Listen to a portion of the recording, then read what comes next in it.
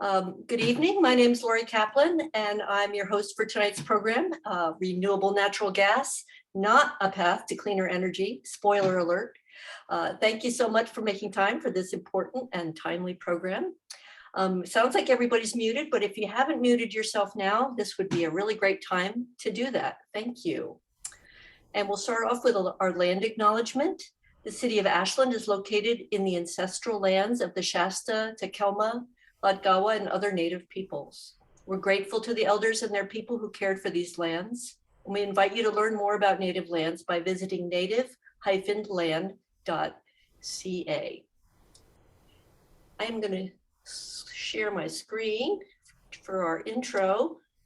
I can find it. Here we go. And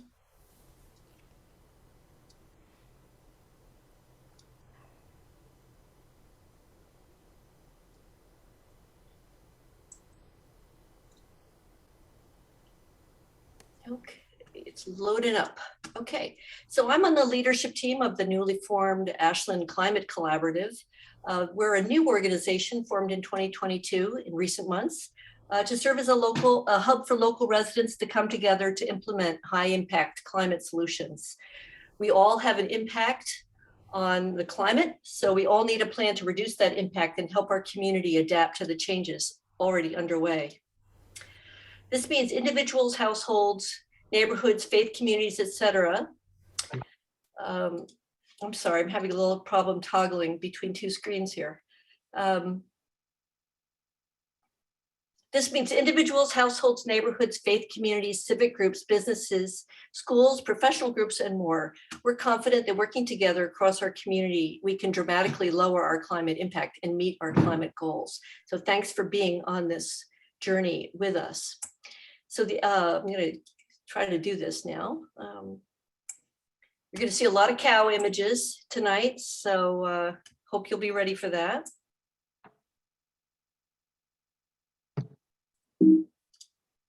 So again, we're the Ashland Climate Collaborative, working together for a resilient future, and you can visit us on ashlandclimate.org. And we have 3 action teams currently. We don't like to pick favorites, but maybe our favorite is Electrify Ashland Now, and you can meet us at electrifyashland.org. And this program was organized by our Electrify Ashland team. Oops. So I'm sorry. I was trying to get a little fancy here tonight with sharing screen and doing an intro. So I think I got myself, I did a little too much here. So we decided to pull this program together because of a recent mailing that went out to Ashland households, inviting them to pay extra on their monthly bill to, quote, lower their carbon footprint. Our team received many questions about this and heard lots of discussion about this around town. So we answered the call by developing this webinar, and we're issuing a position statement as well, summarizing our findings. We're excited to bring you 3 terrific speakers to answer your questions about this offer. We also have knowledgeable local folks with us tonight to try to answer any questions you might have about our local context. After the presentations, we'll open up to Q&A. So feel free to put your questions in the chat at any time. We'll keep the program open until we've gotten to all the questions, or until 8:30, whichever comes first. And now I'd like to go ahead and get started by welcoming our first panelist, Melanie Plout, MD. Melanie is a member of the Healthy Climate Action Team of Oregon Physicians for Social Responsibility. Melanie will give us an introduction to renewable natural gas and how it compares to fossil gas. And welcome, Melanie. Thank you so much. I'm delighted to be here. So Lori asked me to talk about a couple different things, and I'll be hopping around a bit. I'm going to talk about renewable natural gas, sort of the basics, RNG 101, and then I'm also going to talk about the health effects of burning methane. See. So first of all, just to be clear, we're not talking about gasoline tonight. We're talking about the gas that comes into your home, often called natural gas. The other name for this is methane. It's a simple molecule, 1 carbon, 4 hydrogens. So you'll hear me talk sometimes about methane gas rather than natural gas. And we're going to get into the terminology just a little bit. As you probably know, methane is a strong greenhouse gas with about 80 times the global warming potential of carbon dioxide over 20 years. And I don't have to remind you of the health effects from the fires and the heat dome that we have seen as a result of global warming here in Oregon. One thing to remember about methane is that when it leaks, in other words, when it goes into the atmosphere without being burned, it has this very potent effect. And we know now that the natural gas, the fossil gas, leaks all the way from the Permian Basin, sometimes by as much as 9%, all the way to the stove in your home. You may have seen the recent Stanford study that showed that even when your stove, could we please have everyone who's not speaking mute themselves? That'd be really helpful.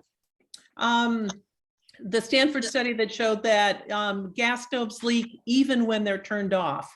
In fact, 75% of the methane leaked from your gas stove is when it's not in use. Now, the good news about methane is that it has a relatively short half-life, so that if we take aggressive action on methane now, there's a chance that we could make a big difference. And I'd love to see that even in my lifetime, declining methane levels. So I'm sorry for this, but we're going to have to do a little bit of definitions and talk about terms. So natural gas is what we normally think of. Methane is the main component of it. It's sometimes called fossil gas. It comes from geologic sources. It used to just bubble up next to the oil, which was what people really wanted, but now it mostly comes from fracking.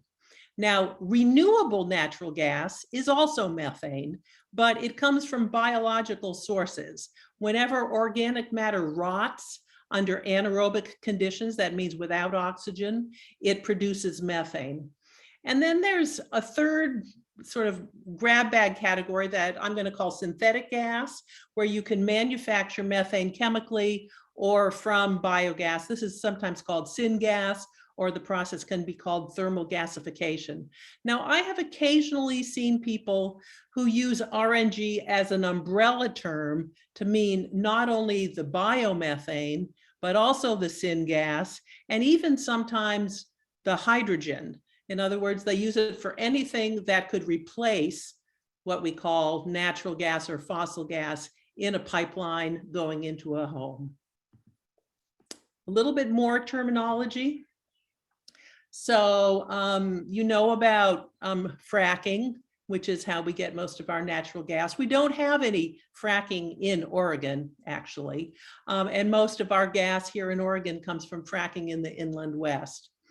Then I'm going to make a slight distinction between biogas and biomethane. Biogas is the unrefined gas that comes from the decay of the organic matter. And there's a lot of variety, but it's usually somewhere between 40 and 75% methane. And then it's purified into biomethane. It has to undergo a process that people cause. And then it can be treated the same as fossil methane, the same as natural gas. So it's about 90% methane. Now, just in terms of health effects, you know that fracking has health effects. This is a Canadian study that adds to the information about pregnant women who live near fracking sites have an increased risk of preterm babies and underweight babies. There's been a number of studies from the US that show the same thing. So there are climate health effects, there are fracking health effects, and we'll talk in a few minutes about the very localized health effects from burning methane in your home. But to go back to biomethane, where does it come from? Basically comes from the food waste or the manure broken down by microorganisms. You get the end product. And the common sources of biomethane are factory farms, animal poop, sewage treatment plants, human poop, and landfills, especially if you put your organic matter into a landfill where it's managed anaerobically instead of composting it, where it can rot in an aerobic fashion and not produce methane. So how much, when you compare RNG to fossil gas, what's the difference in the emissions? Why is this being touted as a climate solution? So this quote is from a couple of the Sightline authors. And, you know, really the only reason that RNG is better than fossil gas is because the emissions that would be coming from the methane production in the manure or the sewage treatment or the landfill would be going directly into the air rather than being captured and burned.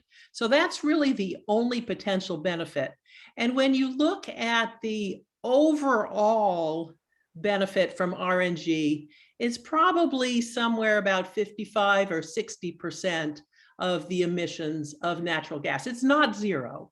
So don't let any of the fossil fuel companies make you think that renewable natural gas has zero emissions, because it's still being burned. It's still going into pipelines where it can leak. Okay, so this is a picture of the 3 Mile dairy farm in Boardman, Oregon. This is where most of the milk comes for the Tillamook cheese enterprise. And basically what they do is they capture the methane from their manure ponds and they sell the environmental credits to California. It's kind of an offset scheme. And this is really how biomethane is often sold. The actual gas is sold separately from the environmental benefit, which is called a renewable thermal credit. We see this a lot in Oregon. For instance, Northwest Natural Gas has invested in Tyson has a pig farm in Nebraska, and they are advertising, Northwest Natural is advertising to their customers that they can purchase this gas, but they're not really purchasing the gas itself. What they're purchasing is the environmental benefit, and the gas stays in Nebraska or is sold locally there.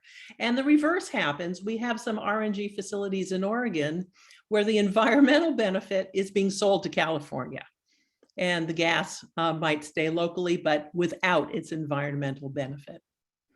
I'm just going to mention briefly Oregon Senate Bill 98, which was passed in 2019 at the urging of the fossil fuel industries, because what it enables the gas utilities to do is to buy this biomethane and pass along the added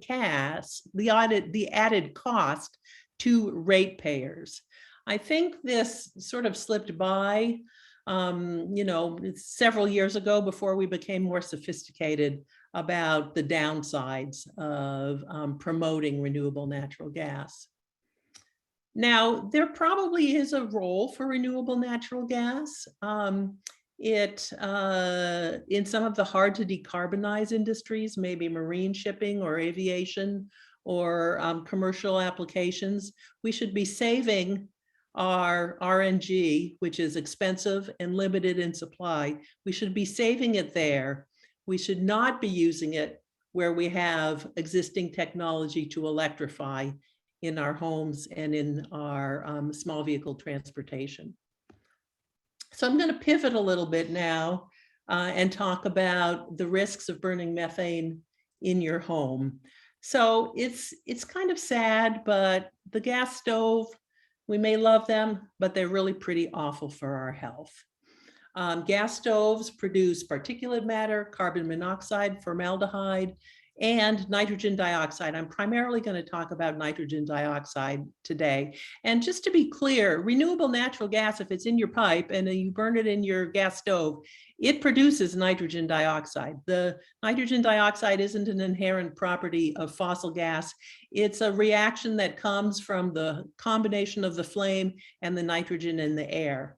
Now, a recent study from Boston that you might have seen showed that Unburned methane coming into people's homes has benzene and other cancer-causing chemicals as part of its composition.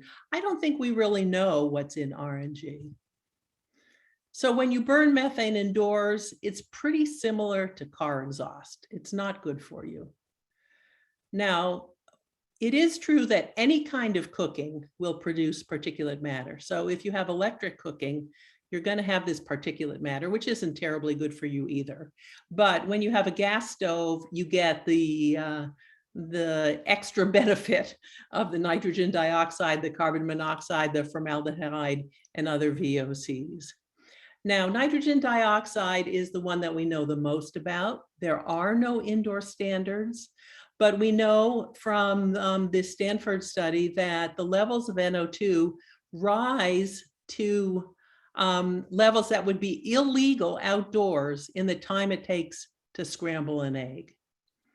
So anytime that you are using your stove, even if you're just boiling water, remember, it's not what you're cooking, it's the interaction of the flame with the air that produces the nitrogen dioxide. You should always, always have a fan on. We have very good evidence that nitrogen dioxide is implicated in childhood asthma. Asthma is the #1 chronic disease in children. And a review of multiple studies, what we call a meta-analysis, showed that on average, there's a 42% increase in the risk of asthma symptoms in children who live in homes with gas stoves, and a 24% increased risk for lifetime asthma. In addition to this meta-analysis, there's additional evidence from some other studies. And then this, I think, interesting study from California that has to do with outdoor NO2 levels. As NO2 dropped in various cities with the increase in pollution controls over 20 years, childhood asthma rates dropped exactly in tandem with the lower levels. So we have very strong evidence for NO2 and childhood asthma. This study from the Berkeley lab, I think, is really interesting because you might say, well, my kid's not in the kitchen when I'm cooking, but the blue line here shows you the levels in the bedroom. So 100 would be illegal outdoors, and you can see that in an adjoining bedroom, you get to levels of NO2, and they stay there for quite a long time. There are other health effects of NO2. There was an interesting article that said that higher levels of NO2 have been associated with increased Alzheimer's, teenage depression, and bad calls by umpires. It's not good for our lungs, it's not good for our hearts, and it's not good for our brains. So what are you going to do? If you have a gas stove in your home, this has traditionally been our recommendations. First of all, you want to have a carbon monoxide detector. You want to run your exhaust hood every time that you cook, not just when you're making stinky fish like I used to do. Open a window when you cook. Try to cook on back burners. There's some theoretical reason to think that the vent will work better. And then when you can, use an electric alternative, an Instant Pot, a toaster oven, an electric tea kettle. You can try a single plug-in induction hob. They work really well, somewhere around $100 on Amazon. And most people only need one or maybe two. And then when you can, switch to an electric or an induction stove. But I think there are some limitations to emphasizing ventilation. This is what the gas company will say. You always should ventilate. You know, if you ventilate properly, you'll be fine. But the fact is that many of us don't always turn on the range fan or the hood. They're noisy. Sometimes they don't even vent to the outside, which means they're relatively useless. And they need to be used at the highest speed every time. A survey in California showed that people didn't use fans. The maximum use was 42% at dinner. And then there's an emerging story, I think, that relying on ventilation is probably not going to be as useful as changing to electric stoves. So this study from Baltimore They randomized people into 3 groups. Either they gave them a hood, which vented to the outdoors, they gave them a carbon filter, or they gave them an electric stove. And as you can see, the only intervention that really made a significant change in their NO2 levels was giving them an electric stove. And this is sort of a similar study from the National Center for Healthy Housing. They put in continuous ventilation in these homes up to what's called ASHRAE standards, supposedly really good. And they did see an improvement in particulate matter, in carbon monoxide, but interestingly enough, no significant change in the nitrogen dioxide. I don't know that we really understand whether this will generally be true or why, but one possible rationale would be that nitrogen dioxide is actually heavier than air. So if you have some kind of venting, the nitrogen dioxide could be dropping down to lower levels and not being swept up in your ventilation system. The bottom line is that burning methane indoors is not a good idea. It doesn't matter if it comes from fossil gas or if it comes from renewable natural gas. A regular electric stove will work well for many people. If you're just, the gourmet cook who wants all the bells and whistles, induction stoves are fabulous. Now, I'm not a gourmet, but I did replace my gas stove. This is my kitchen with an induction stove, and we love it. It's faster, it's safer, much easier to keep clean. There are some downsides that you should know about with induction stoves. They're somewhat more expensive, although prices seem to be falling. It's pretty likely that you might need an electrician to install a new circuit unless you have an existing electric stove. And then not all cookware will work, but cast iron works great. Anything a magnet sticks to works great. It was about half of my non-cast iron pots would work. So the bottom line is getting off fossil fuels is not a sacrifice. We can have healthier homes and better air quality, and electrification is the pathway to get there. So I am going to stop my share and pass it back to Lori. Great, thank you so much, Melanie. And now I'd like to welcome Kiki Velez to talk about what we know about the availability of RNG to meet our current and future energy needs. Kiki is a building decarbonization fellow with the Natural Resources Defense Council. Kiki focuses on the transition to clean electricity in buildings in California, working with stakeholders and policymakers to transform the state's building stock in alignment with pressing climate and equity needs. So we're going to just get set up here. Welcome, Kiki.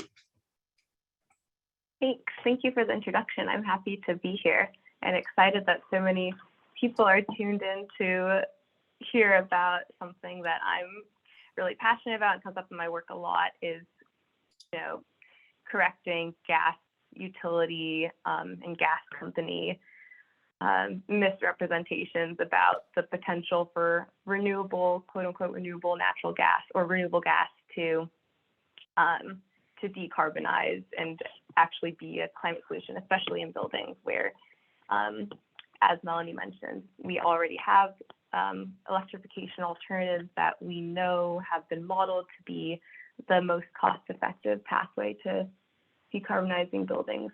So I'll give you a second to, if you want to start showing my slides. Yes. Lori. Yep. Thank you so much. I appreciate that. Great. Okay. So, looks good. So as Lori mentioned, I'm going to be talking about if RNG is a viable alternative for meeting our energy needs. So for example, in terms of the scale of RNG, is there really enough to decarbonize all of the current gas uses or just gas use in buildings as some gas utilities like to report there is? And what are the implications of boosting RNG production to meet our energy needs? Melanie gave a great overview of the health impacts and even touched a bit on affordability and other impacts, and also the climate impacts, but I'll dig into all of those in a bit more depth. Next slide, please. Oh, there we go. Oh, sorry. You can go back to the, yeah, anyways. So I'm primarily going to talk about how much there is in the key issues, but I've also included some additional slides to go through different sources of RNG or synthetic gas, how it's produced. But I'll try to go through those slides pretty quickly and get to the meat of what my slides are meant to focus on. So this slide, as it says, the gas industry wants to control the narrative. As I've mentioned, a lot of my work is in gas planning. I'm based in California, but I've done work in both California and Colorado in gas regulatory proceedings. And a lot of gas companies across the country, really from every region of the country, have been putting out reports basically claiming that fuels like carbon-free fuels like renewable natural gas or hydrogen can decarbonize buildings and all of current gas uses, and that they don't need to shrink their pipeline system at all, that they can continue operating sort of business as usual and just drop in one fuel for another. But that couldn't be further from the truth. They often try to describe renewable gas as renewable energy. They offer it as an alternative to building electrification, but all of these claims rely on studies that they funded that make bad assumptions about the availability of renewable natural gas or biomethane, the cost and how the costs will come down, the technologies and how technologies might improve and become more cost effective over time. And they tend to make assumptions that on, for example, about the cost and how cost curves might make RNG more favorable over time, but they don't offer the same assumptions to electrification. They don't assume the same cost reduction potential for those technologies. So it's really tipping the scales in favor of biomethane. And many of the studies rely on, when it comes to the scale and availability of biomethane resource, they tend to rely on assumptions that they can use all of the gas in the entire country. For example, some utilities will often refer to one American Gas Association report or one sort of government study of assessing the total RNG resource in the United States, and they will assume that they will be able to use all of it, or that they'll be, if they're on the East Coast, they'll be able to use all of it east of the Mississippi, which just doesn't make sense. So anyways, we'll dig into that further in throughout the presentation. Next slide, please. So we've talked about this a bit already, and Melanie gave such a fantastic overview of quote unquote renewable gas. As she mentioned, it's often not renewable, it's often not climate friendly or zero emissions, and there are a lot of different feedstocks for biomethane. So it tends to be a catch-all term for lots of different things. As she mentioned, some might even refer to hydrogen as renewable natural gas. So it's important to be very clear about where the source is coming from to understand what the associated emissions are or how renewable it might be. Next slide, please. Thank you. Again, Melanie already went over this. I'm going to go through these this next handful of slides pretty quickly, but I'm also happy to share these slides afterwards as a resource for anyone who might be interested. And I see the question in the chat, and we'll get into that. Anyway, so ways of producing biogas or biomethane include, as Melanie mentioned, anaerobic digestion and thermal gasification. So yeah, Melanie already went over these terms, but Anaerobic suggestion is when you take biogas, for example, from a landfill or from a waste stock, and you anaerobically digest it in like and put it through anaerobic digestion, which converts it into biomethane. In an enclosed container called a digester. And thermal gasification is a process that breaks down dry biomass, such as wastewood, forestry, and agriculture residues in a high heat, low oxygen controlled environment to create methane and other gases. And it's important to note that thermal gasification processes can also produce hydrogen instead of methane, which has many uses and is not a climate harming greenhouse gas. And alternatively, dry biomass can also be processed into liquid fuels, such as drop-in replacements for fossil gasoline, diesel, and jet fuel, which, as you can imagine, is likely a higher value use of this material. Next slide, please. We've also talked about synthetic gas or power to gas. This is producing gas from electricity via electrolysis. So taking, for example, renewable electricity and water, converting that to hydrogen, and then hydrogen undergoes a process called methanation, which requires a carbon dioxide input and outputs methane. So as you can imagine, this is really expensive. It's not very efficient because you're using renewable electricity to produce hydrogen and then putting it through another process to create methane. And it requires a co-location with some source of carbon dioxide. And some studies have looked at this, and it's generally found to be too cost prohibitive. Next slide, please. So just some term overviews. Renewable gas, at NRDC, we like to say biomethane, biogas, or synthetic gas, depending on how it's produced. So biogas being biologically derived sources of methane, and synthetic gas or syngas being gas produced from electricity. Next slide, please. Thank you. I'm going to try to walk through these quickly, and again, I can share the slides after this, but I'm going to go through some different specific feedstocks for biomethane and get into a bit of the climate impacts of different feedstocks. Next slide, please. Thank you. So landfill gas is one of the primary sources, feedstocks that people look to when they think about producing biomethane.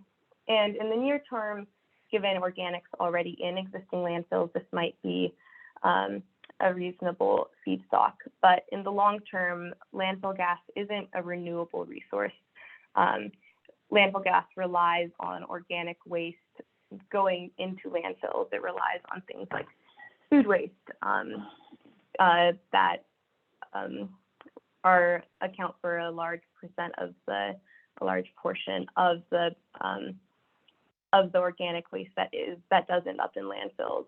So in general, we might support it in the near term, but in the long term,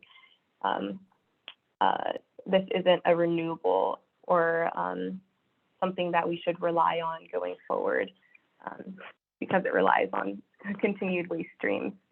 And additionally, as Melanie mentioned, when you transport methane, it's subject to the already leaky gas system, so you still get methane emissions from just the leakage that occurs on the existing pipeline gas system.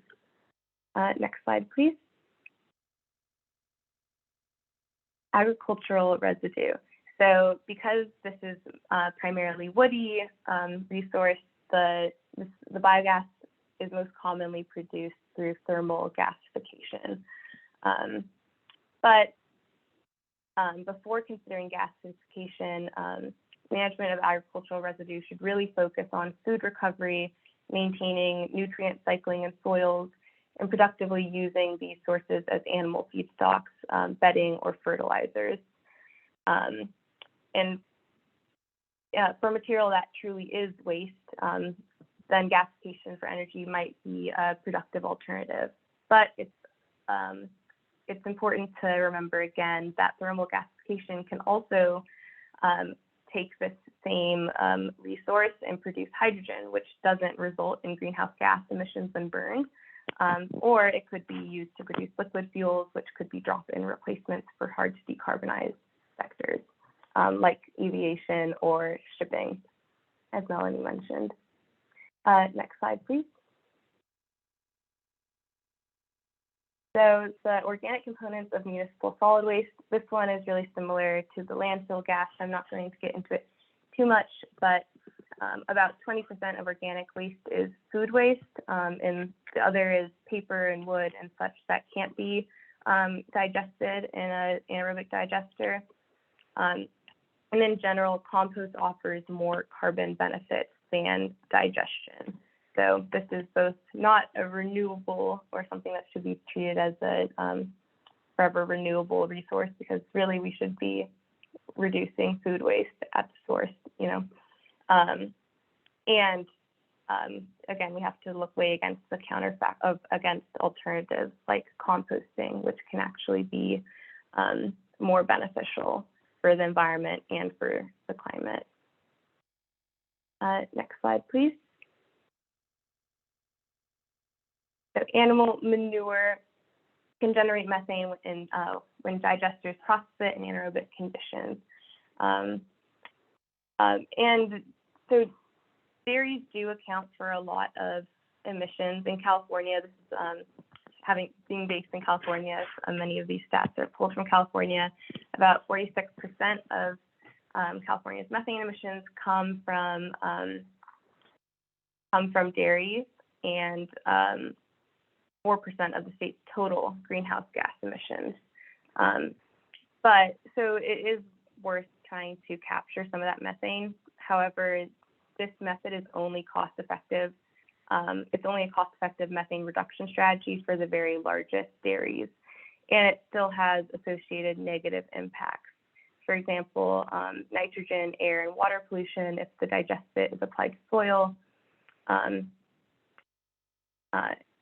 And additionally, California has already provided millions of dollars, hundreds of millions in funding for digester projects, as well as an investment in pipeline interconnection to the project. And historically, many of these have failed because they're very expensive to operate. Next slide, please. This slide, similarly to the agricultural residue, when you look at resources that would be used for in thermal gasification processes, it's important again to consider that those processes can also produce hydrogen instead of methane, or that they could be processed dry biomass like forestry. Forest product residue can be processed into liquid fuels, which can serve as drop-in replacements for existing fuels like gasoline, diesel, jet fuel, etc. So, which are likely higher value uses of those materials. Next slide, please.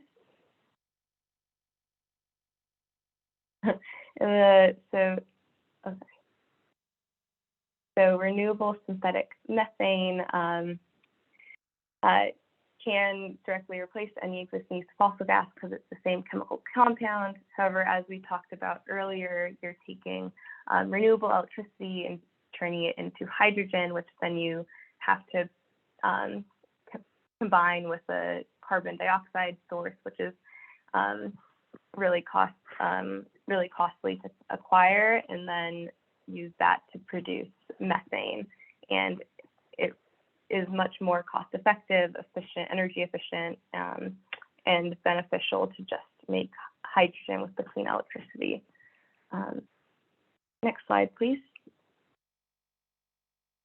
So having gone through some of these different feedstocks for biomethane, you can start to get an idea for why there isn't so much out there that is actually, cost effective and environmentally friendly to produce and actually results in real greenhouse gas emissions reductions. So you can see the potential supply of biogas and synthetic gas is dwarfed by the US's current use of fossil gas. Only 3 to 7% approximately of the country's current gas use could be replaced by ecologically sound biogas and synthetic gas. So these figures on the left are from the American Gas Foundation, and even they estimate 6 to 13% of current gas use could be met by biomethane and synthetic gas. And when NRDC, I can share a link to our issue brief on the topic of biomethane. When NRDC went through and applied its own screens to project how much ecologically sound biogas and synthetic gas could be produced, it found that only 3 to 7% of the country's 2019 gas use could be replaced with biogas and synthetic gas, with biogas replacing about 2 to 5% and synthetic methane replacing only about 1 to 2%. And these numbers are just an average across the United States. So it's also worth noting that the availability of biogas will vary significantly depending on the region and the local resources available. And the emissions intensity of the biogas will vary depending on the feedstocks too. So this is really, it's important to be very specific when we're talking about biogas. It's important to ask what the feedstock is, because as we walk through, there's many different feedstocks and they can have different varying levels of cost effectiveness, ecological friendliness, and climate impacts. Next slide, please. And this slide just goes into how these numbers can and have been manipulated by the gas industry. For example, in this ICS study, they didn't include the gas demand from power plants and gas production, transportation, and processing, which account for significant amounts of the gas used in the U.S. They didn't include that in their projections of how much RNG could replace existing gas use. And they also will tend to talk about technical resource potential, that being resources that aren't cost effective to produce today, but that they project might be cost effective to produce in a given future market conditions. So they basically don't consider accessibility or economic constraints. And this is something that we've seen in multiple gas, quote unquote, gas decarbonization reports that gas utilities have put forth. Next slide, please. So affordability. The cost of biogas and synthetic gas is much higher than today's price for quote unquote natural gas or fossil gas. The American Gas Foundation itself estimates that biogas and synthetic gas will cost $7 to $45 per million BTU, which is just a unit of energy, which is 3 to 18 times more costly than the current market price for fossil gas, which trades around 2.5 megabtu as at the time of his presentation. This presentation was made, which I think is maybe a bit higher today, but still, it's a huge increase if you were to transition the entire market to biogas and synthetic gas. And a California Energy Commission study estimates that biogas will cost $8 to $40 per MBTU, and that synthetic methane will cost $37 to almost $90 per MBTU at scale in 2050. So these are really, really cost prohibitive fuels, and the fuels that can be recovered at a lowest cost should be prioritized for hard to decarbonize sectors for which there aren't alternatives like electrification. So for example, marine shipping and aviation. Next slide, please. So digging into the climate impact a bit more, biogas is often considered to be zero carbon because of its fuel sources, which are organic material. And we'll say that they've absorbed carbon from the atmosphere and would have released that carbon as part of the natural carbon cycle. However, evaluating the climate impacts of both biogas and synthetic gas must take into account the energy required to produce it, whether the source creates new methane where none or little would have existed otherwise, as is the case for thermal gasification, and how much methane leaks during production and during transport in the gas system, in the gas pipeline system. And you also have to consider the counterfactual of producing this fuel. For example, you can electrification is a lot cheaper per greenhouse gas reduction than RNG or than biogas or synthetic gas would be. Or, for example, we talked about municipal waste. If you compost organic matter, that can deliver more environmental and climate benefits potentially than creating biogas or biomethane from the source. And you also have to consider the efficiency of the processes. For example, when we look at thermal gasification and you're taking renewable electricity to produce hydrogen, to produce methane, there are a lot of losses, energy losses along the way in that production cycle. So it's important to understand all of these different factors and how they are at play when evaluating the true carbon impact of a particular biomethane source. Next slide, please. I think I'm going to skip over this slide because Melanie gave a great overview of the health impacts of gas and noted that this is still methane and it's still producing the same health impacts when burned in homes. Next slide, please. Yes, these are our recommendations when it comes to biomethane and synthetic gas. You should target on-site use at the production site and hard to electrify sectors. These are likely to deliver the most additional greenhouse gas emissions reductions or benefits or climate benefits. Transition to clean electricity. This is our top line. The limited supply of biogas and synthetic gas just can't replace the current use of fossil gas by a long shot. And because we need to substitute clean energy for fossil gas in all sectors, renewable electricity will be the fuel of choice for most of those sectors. And it's also the more cost-effective choice.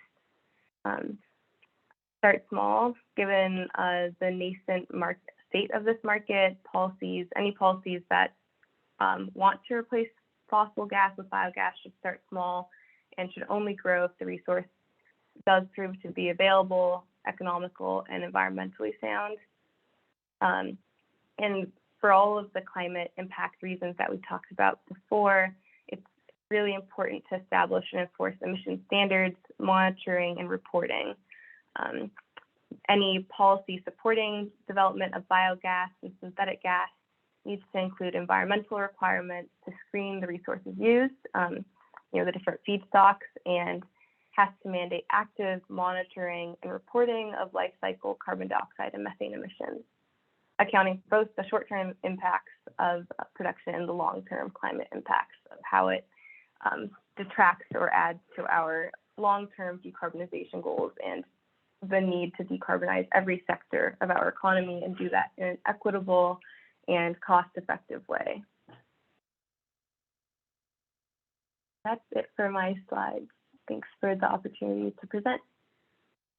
I'm happy to share these slides or our issue brief on biomethane in the chat. Great, yeah, we can share that around to people who've attended and to other people on our mailing list. And I want to say that was like the most detailed presentation about this subject that I've ever seen. And I want to thank you, especially want everyone to know that Kiki is joining us from the East Coast, which is not for the faint of heart.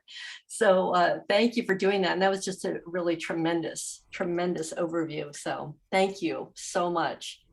Okay, our last speaker, and last but not least, is Brian Stewart, and I will go ahead and get the spotlight on Brian. Let's see, okay, and here we go. Spotlight on Brian, and you should be able to share your screen, and there you go. Thank you, Lori. That was fantastic. Both those introductions are amazing, and I'm going to be talking about the economics thing here. I represent Electrify Now, just so you know who I am.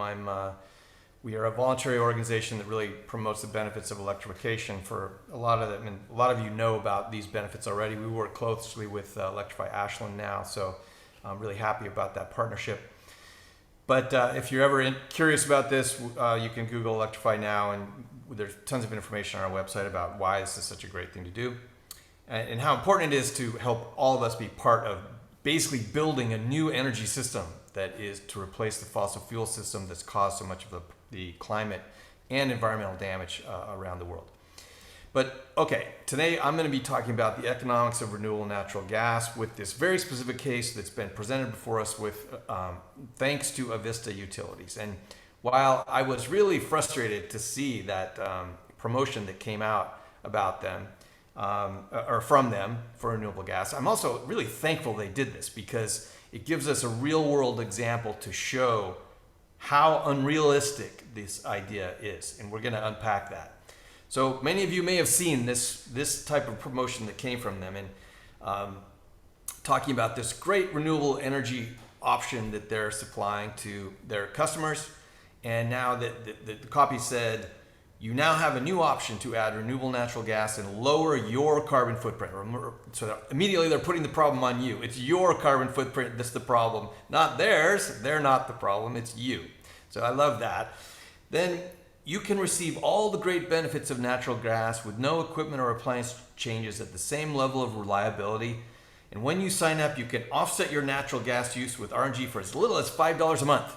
Oh, but $5 will only represent the environmental benefits associated with 1.5 therms of RNG. So this is the top line story. There's a lot to talk about here, but I also can't just pass over the opportunity to talk about the cow. Why is there a cow on here? It's because, as we've heard before, one of the easiest, lowest hanging sources of biomethane is from concentrated feedlots for animals, and we'll talk more about that later. But that's why this friendly looking cow is on here, is because we're basically saving the planet from cow poop. And we'll talk more about why that's kind of a fallacy to begin with, but that's why they have the cow on here, because a lot of people have this understand that methane comes from cows and that's bad, but we'll talk more about that. But let's do a little math. Everybody loves math, right? So we're going to keep it really simple, but in this thing they said $5 represents the environmental benefits associated with 1.5 therms. Okay, so we talked a little bit about environmental benefits versus the actual gas. So this gas is being produced in Washington State, so you're not actually ever going to be able to burn this gas, but we're buying the environmental benefits of the gas, as was explained before, separately from the gas itself. Well, $5 gets you 1.5 therms. That means $3.33 per therm. Vista reports that their customers use 48 therms per month for their average bill of $66.97. Northwest Natural says it's higher than that, by the way. They say it's more like in the mid 50s. But let's just go with the Vista numbers, 48 therms per month. So if you wanted to offset all your gas use, which is, keep in mind, this is where we need to get to. We need to get to zero. Like slight reductions aren't going to help us much. We need to get to zero emissions. So theoretically, let's just give Avista the benefit of the doubt that their renewable natural gas is carbon neutral, which is a suspect assumption, as was explained by Kiki, because most likely it's only 50 or 60% less than regular gas, but let's just say it is zero. So in order to offset all your gas use with this, you would have to buy $33.33 times 48 therms, $160 per month on top of your gas bill. So that means your total gas bill would be $66.97, which it was to begin with, plus $26.81 per month. So basically, using RNG to decarbonize gas use increases cost by over 3 times. And this is for the cheapest, lowest cost source of RNG that's out there. As Kiki said, once you exhaust this really easy to basically process source, it gets more expensive all the time. So the likelihood that it ever goes down from this is very low. I think this is likely to be a best case scenario about the cost of RNG for heating our homes, if you want to think of it that way. So yeah, 3 times the cost. So let's just compare this, because this is basically what we're talking about. Renewable natural gas, it's a $300% bill increase. Roughly speaking, could be way higher than that, but let's just start there. That's pretty bad already. There's limited availability, as Kiki has mentioned. And as Melanie mentioned, it has the same health issues that methane does. You burn it indoors with your stove, you're going to have the same problems, whether it's methane gas or fossil gas or renewable or biomethane. It has the same pollution issue. So, a lot of people don't realize how much of the outdoor air pollution that we suffer from, particularly in urban areas, comes from natural gas, because, it's sort of invisible. You don't see it the way you see car exhaust, but it is one of the major sources of air pollution in the country. So biomethane is going to produce those same problems. And as we talked about, it still creates carbon emissions. It's not like this is zero carbon. It's just that we've sort of instead of letting that methane just go directly up there, we're getting energy out of it, but it's still going up there. So, right? So we're still creating carbon emissions that we're going to have to suck back out of the atmosphere someday later in order to keep temperatures at a livable level here. Let's compare that to renewable electricity, where there's essentially no price increase with this. I mean, it's true that electricity is likely to get more expensive as we rely more on it, because we're going to have more distribution systems, etc. But as you've heard me talk about, if you ever heard one of my presentations, renewable energy is the cheapest way to create electricity now. Wind and solar are now cheaper than gas, cheaper than coal, etc. So adding renewables to the energy grid should not add significant cost to our electricity supply. We will need more of it, which means we need more wires, we need more distribution systems. That's going to add cost. So the cost will go up, but nowhere near like what we're talking about with renewable natural gas. And in fact, in some cases, it will be cheaper, which we'll talk about in a minute. There's high availability because the sun and the wind blows everywhere, the sun blows everywhere, not in equal measures, but generally speaking, it's widely available. There's hundreds of times more energy that hits the surface of the earth every minute than we can use in years, literally in a year kind of typical energy use. So there's abundance here, abundance. There's no health issues associated with this. It reduces air and water pollution, because there's incredible amounts of water that's used in processing all fossil fuels. Like, as I've seen estimates that range from around 10% of fresh water supply to as high as 40% of freshwater supply that's used to process fossil fuels, including natural gas. And this completely eliminates carbon emissions. There are no carbon emissions that come from renewable energy.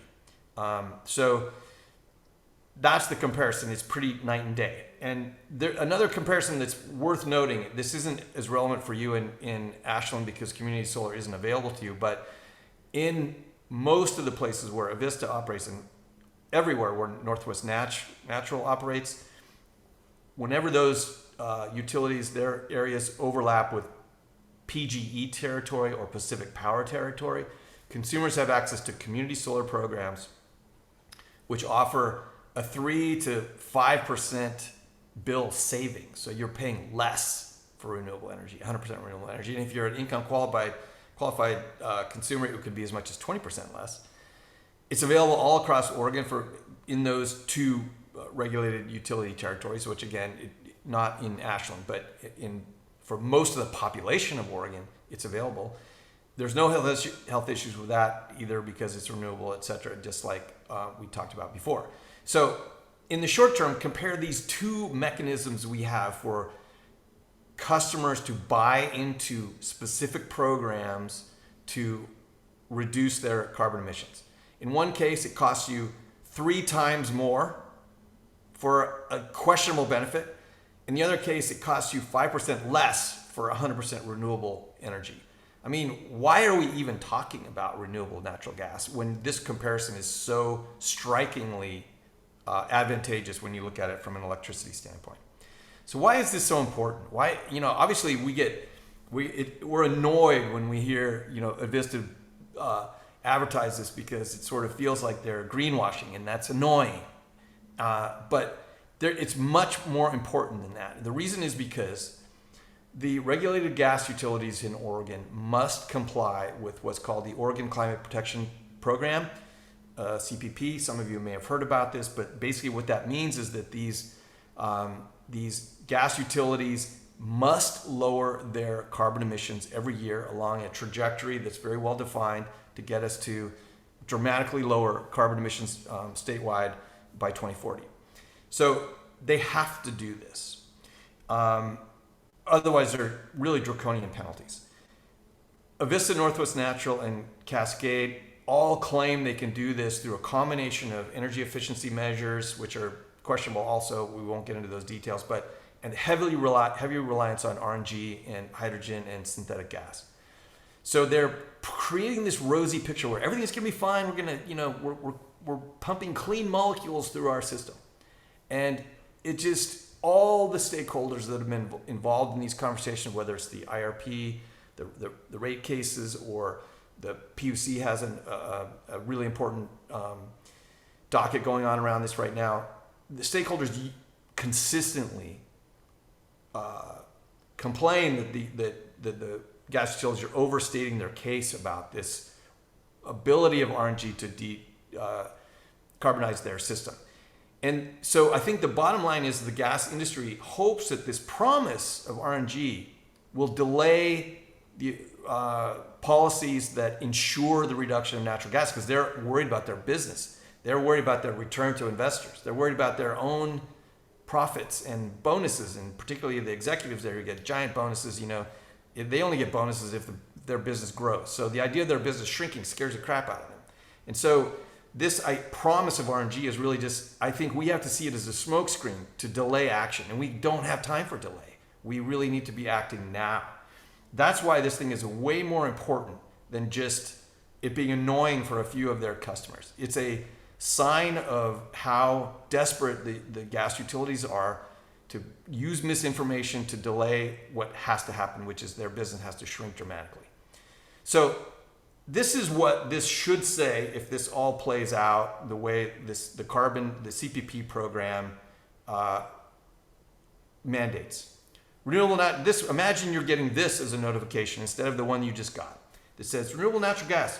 We're moving to renewable energy because in order to comply with state laws, we have to use RNG from out of state to offset our carbon footprint. This will raise your gas rates by 300% because RNG is expensive. You'll get the same problems as natural gas, like indoor and outdoor air pollution, and your gas furnace won't work in a power outage, but we will still be able to provide a huge return to our investors. This is the honest truth of what they should be saying to us, but of course they're not. Of course they won't do that. And by the way, I had to really like Google angry cow to find this image to just sort of like counterbalance those happy cow images that we see from them. Speaking of cows, I think we would all agree that this is a problem. You know, these concentrated animal feedlot operations are a problem. Yes. Renewable RNG is not the solution to this problem. These operations should not exist.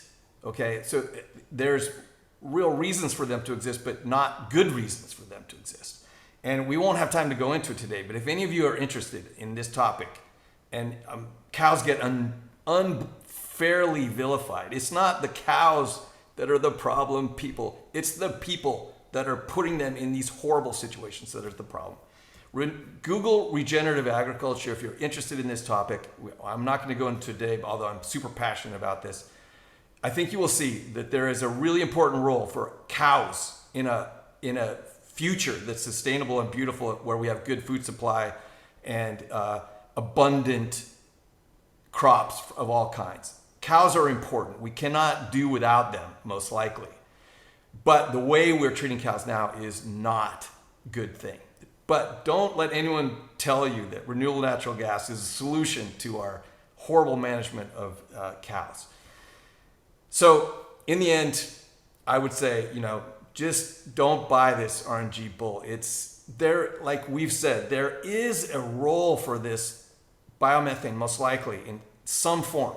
But the idea that we're going to be pumping it through the pipe so that we can continue to have our big gas fireplaces is just, it's a bull. It's bull. So there you go. Thank you. Wow, Brian, thank you for being so direct with us. I knew we could count on you. And I just really want to thank Brian, acknowledge all the support that he has given to Electrify Ashland Now to help us develop economic analysis and other types of resources on our website. We couldn't be doing what we're doing here in Ashland without Brian's support. And he inspired us to get this going, and he's been inspirational to other communities as well. So Brian, I just really want to thank you for all of your leadership on this. My pleasure. So yeah, and I love your cow images. It's very effective. Okay, so I am going to spotlight our presenters, if I can figure out how to do that, and we'll open it up to questions. And I might ask my partner Bob Kaplan to help me with questions while I'm toggling here to get everybody back pinned in the spotlight, like Melanie and Kiki. Wow, I see this note, Lori, about Ashland Solar Cooperative working to bring community solar to Ashland. That's fantastic news. Yes, it's taking them longer than, wait a sec, okay. It's taking them longer than they had hoped, but they feel like they're getting close to having some roof space where they can begin to make it actually available to Ashland consumers. I'm having a little challenge. Oh, wait. Okay. There we go. There we go. Okay. I did it. There All you right. go. Okay. There is one question on here I'm seeing that says, why is it not renewable? And I think, Kiki, this would be a good one for you, because you kind of talked a lot about, you kind of used that phrase a lot, why it's not really renewable, but it seems to some people like, oh, that seems renewable. We're producing a lot of trash, producing a lot of animal waste and other kinds of waste. Why did you say it's not renewable? Yeah, so like you just got to a bit in posing the question, it's not renewable because it relies on us continuing patterns like food waste, like as Brian was talking about, big industrial agricultural practices that are bad for the environment, that are releasing tons of methane. As we mentioned, in California, that accounts for those methane emissions account for 4% of our total greenhouse gas emissions in the state. So that's one factor for why biomethane production isn't renewable. Yeah, it's because it relies on waste streams that that shouldn't be the norm and existing in perpetuity in a decarbonized future. Yeah, there's a lot of people that worry, just to jump on that a little bit, there's a lot of people that worry that, if you like that, those animal feedlots we were talking about, we're basically offering them an additional revenue stream by creating this RNG market for them that lets them do what they're already doing, which, like Kiki says, is not a desirable practice, and get even more money from it. Which has this, it's a sort of perverse incentive, right? That basically encourages people to do the wrong thing. And that's one of the things that's hard to quantify, but it's important to talk about, because the idea, it's the same with food waste. The best, it's like, we don't want to create more food waste so that we can create more biomethane. So we should be reducing food waste. And so I think that's the issue with a lot of these feedstocks, is that there's better uses for them. Kiki mentioned, composting, and basically returning these organic matter to the soil is usually the best outcome for that organic matter, or often one of the best outcomes, because there's so many good things that come from that eventually can lead to carbon sequestration through better biomass growth and healthier crops and less fertilizer use and all sorts of things. So if you're not contemplating all these repercussions of biomethane production, you miss the fact that it looks pretty good, but really there's much better things you could be doing. Right. Yeah, so anybody else who has questions, go ahead and put them in the chat, or you could even raise your hand if you'd like. I just want to mention, this week I had an opportunity to speak to a representative of our local landfill, which is Dry Creek Landfill, which serves, I think it's 8 counties in this region. It's a really, in Northern California and Southern Oregon, it's really a very large landfill. And for them, they were saying, they're required to, and they have been for decades, right, to flare the methane or use it for a productive purpose. So they feel like, well, it's an energy source. Why should we just be burning it off when we could actually be using it for a productive use? So does anybody want to kind of take on that comment? I mean, it's good, right, that that methane isn't going out into the atmosphere because they're already being required to flare it or use it.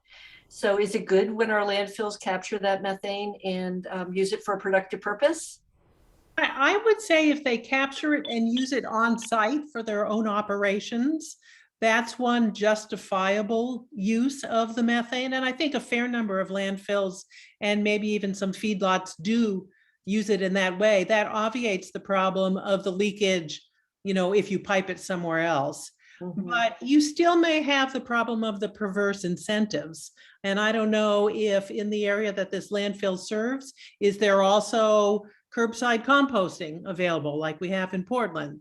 I mean, I think that no matter what operation we're looking at, we really have to look at it globally and say, could we be reducing the amount of methane that is produced at these facilities?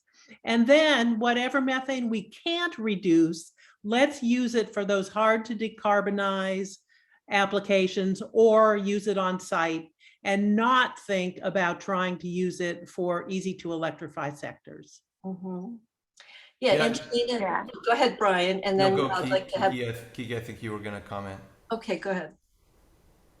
Oh, sure, quickly, thanks. I was just going to note that it's also something that I didn't mention in my presentation, but for many of these sites, they might already, for landfill sites, they might already be capturing, as mentioned, they might already be capturing methane, and many of them actually already use methane that they capture for on-site electrical generation.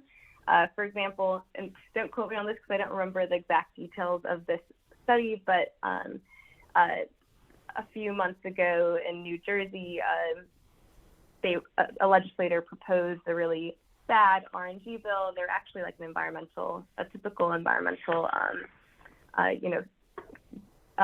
in favor of good environmental legislation. But they had read this report talking about the different landfill gas sites in New Jersey that could be good, cost-effective sites for producing biomethane. But when we actually dug into that report and read into it and like looked at the sites that they had outlined, half of them or more than half of them already used the methane that they were capturing for on-site electrical generation. So it like didn't make sense to divert that waste streams to be used as renewable gas. And another consideration is that, like Melanie was saying, if you do use it, if it's not already being used for electrical generation on site, then it makes more sense to use the methane that you're capturing on site at the facility, because many of these facilities aren't necessarily located near the existing pipeline gas distribution and transmission system. So it can actually be really costly to connect them, go out of the way. That's a cost that's socialized among all people who are current gas ratepayers. And it's a cost that, as we transition to electrification, is most likely to be stranded on folks who are least able to get off the gas system early. So all around, capturing the landfill gas is good, but using it on site and using it for electricity generation, as is already happening in a lot of places, is a better practice than using it as RNG to, for example, inject into the pipeline system and use in homes. Great. Oh, great. That's really helpful. Thank you. Brian, did you want to add to that? I was just going to say that there's a big difference between as both Kiki and Melanie said, there's a big difference between being opportunistic to use the methane that it happens in these places for good things like on-site electricity generation. That's a much different thing than using that RNG to justify continued heating of buildings with methane, which is what the gas industry is trying to do. They're really just the big game that they're playing here is that RNG is basically like a card that lets them continue to do what they're already doing, which is pump gas all over the country to heat homes, when we could be heating homes and buildings in a much more environmentally friendly way with electricity. So it's kind of like, I don't think any of us really have a problem necessarily with using methane that comes naturally from some of these places like landfills for good energy use. Yes, that's smart. But to then make the leap that we can somehow use that same material to just keep, like our gas fire pits going, it's just a joke.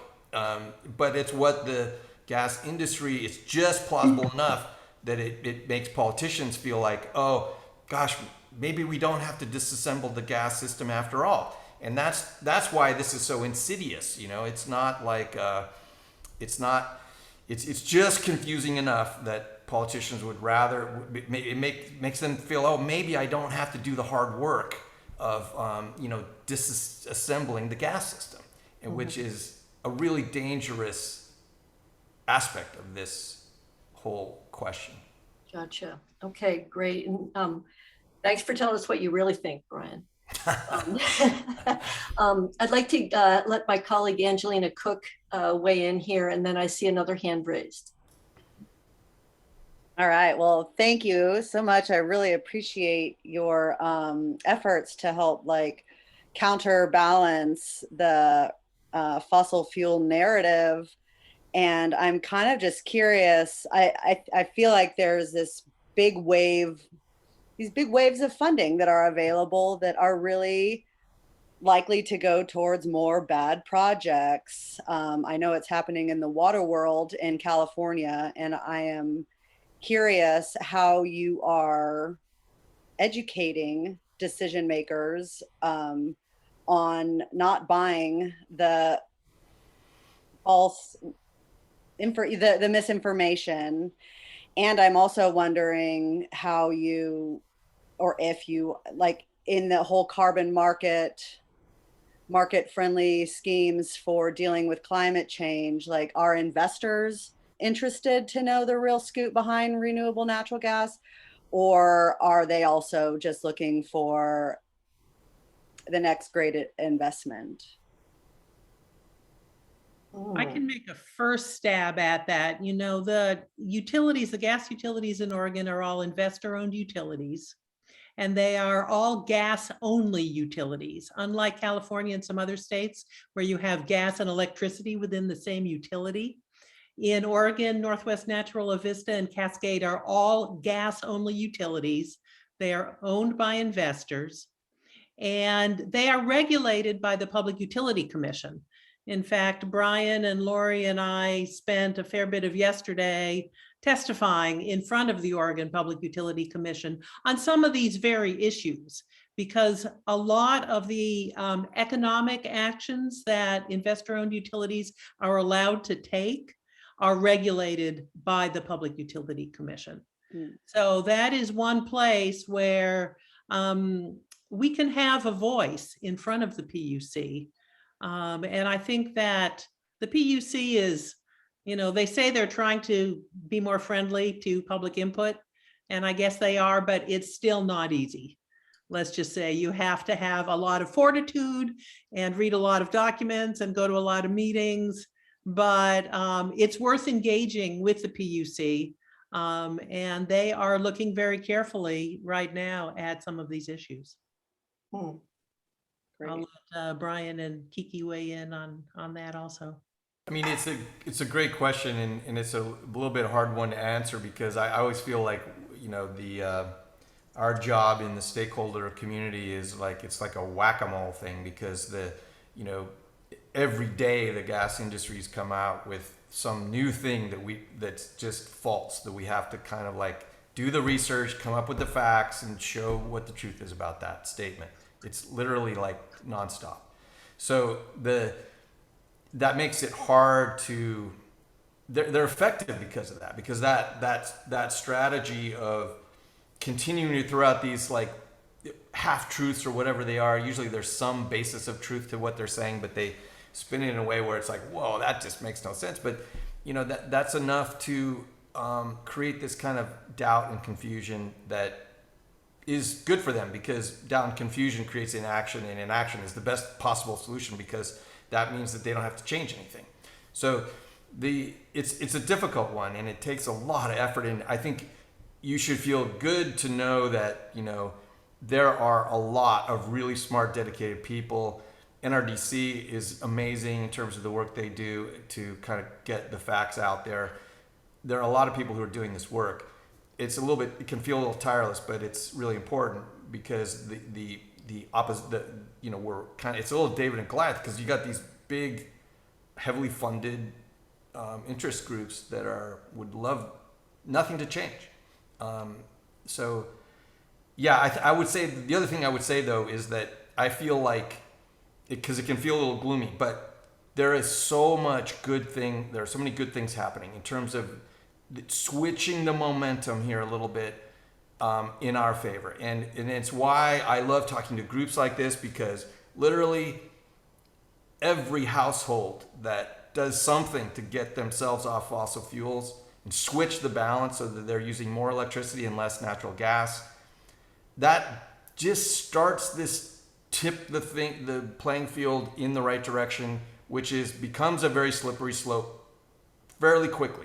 And we're close to that. I really feel like we're close to that edge where, you know, it's like the actions of individuals like us can make a difference, because, you know, like for example, you know, it's just in the last 6 months in the United States, heat pumps have begun to outsell gas furnaces. This is a brand new thing. Traditionally, gas furnace sales have been much higher than heat pumps year after year after year. So gas furnace sales are declining, heat pump sales are increasing, and the total number of heat pumps is greater being sold every month than gas furnace for sign. That's a really good sign, because what that means, you know, if you play that out, it means that at some point, you know, the gas use goes down, which is a really bad thing for the gas utilities. They can't deal with that. They need growth in order to really survive the way they have been and pay their big bonuses to their executives and all this kind of stuff.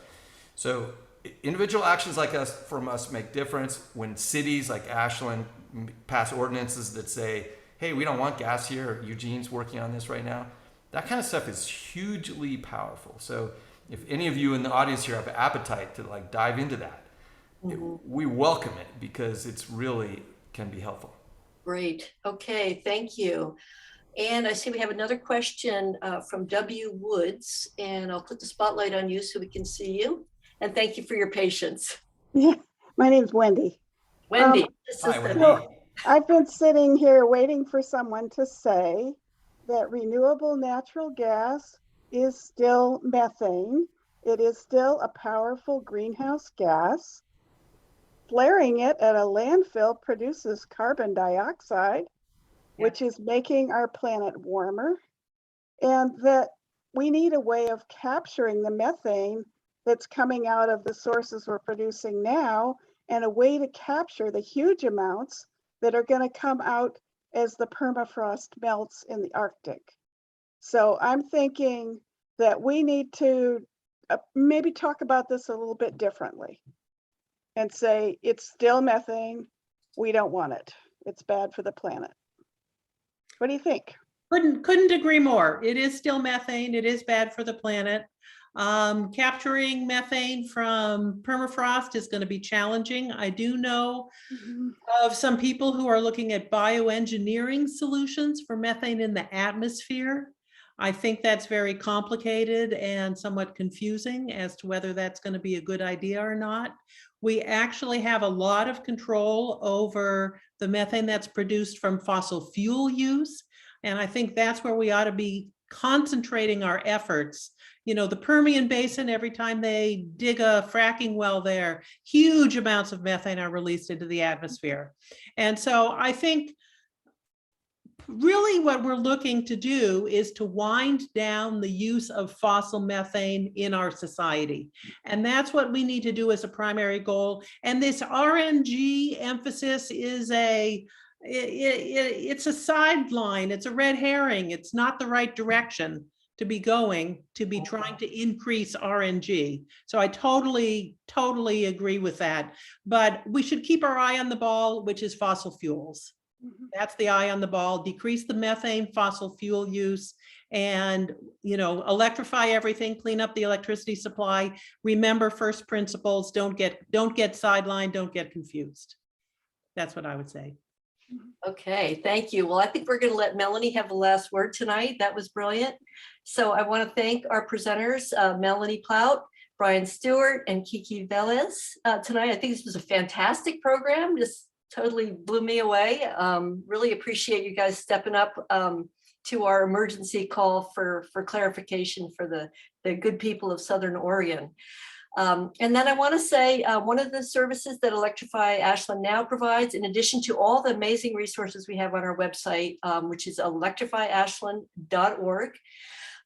We have a monthly support group. We think of it kind of like AA in a way. It's like, well, I'm really trying to get off natural gas, but I need help and support from my neighbors and friends. So we do this almost monthly. The next one is August 18th, Thursday at 7 p.m. And in addition to just neighbors talking about, oh yeah, that happened to me too, or just kind of people helping each other, we also have 2 green building experts, building science experts on the team to help answer some technical questions. So, you know, we're all in this together, and this is our way of just kind of bringing the community together around this problem. And it's just been really, really a great project. So I want to thank everybody who's made all of that possible. So that's Thursday, August 18th. Go to electrifyashland.org and sign up, and stay tuned for more excitement. And I want to thank everybody for being here and our fabulous speakers. This was terrific. Thank you for getting Thank us you. together, Laurie. It was fun. Great. Okay. Yeah, thank you. Thank you, Kiki. Brian. Great. Okay, Bye-bye. take care, guys. Thank you. Thanks. Bye. Bye-bye. Good night.